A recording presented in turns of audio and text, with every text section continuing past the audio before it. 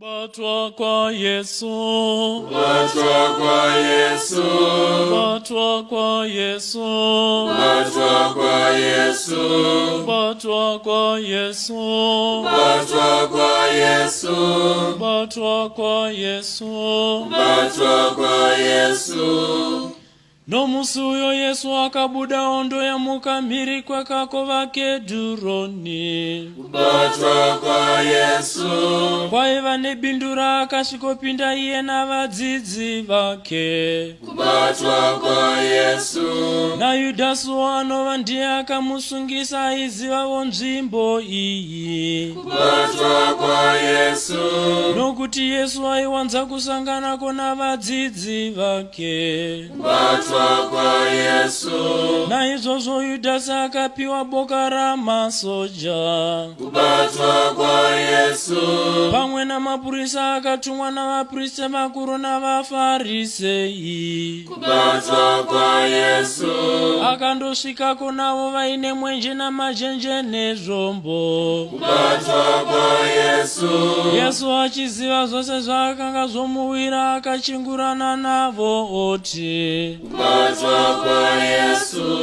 Ndiani wamurekotsvaga? kubatwa kwa Yesu, ivo ndokupindura voti, kubatwa kwa Yesu, Tirikotsvaga Yesu weNazareta.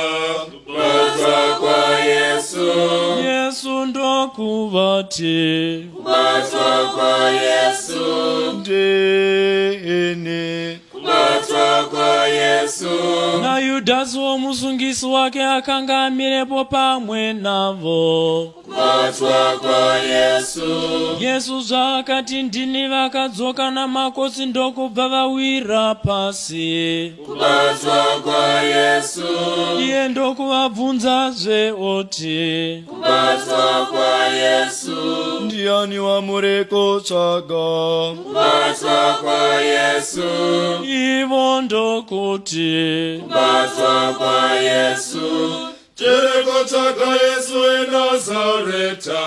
kubatwa kwa Yesu, Yesu ndokubva oti, kubatwa kwa Yesu, Ndambokuudzai kuti ndini. kubatwa kwa Yesu, Naizvozvo kunge muchinditsvaga ini chiregai ava vaende havo. kubatwa kwa Yesu, akadaro kuitira kuti dama raakanga amboreva richiitika rokoti, kubatwa kwa Yesu, vamakanditurira hakuna nomumwe wavo akatsakatika. kubatwa kwa Yesu, Simoni Petrosi zvaakanga aine bakatwa, kubatwa kwa Yesu, akabva aribvisa muhara ndokutema muranda womupriste mukuru, kubatwa kwa Yesu, achimudimura nzeve yorudyi. kubatwa kwa Yesu,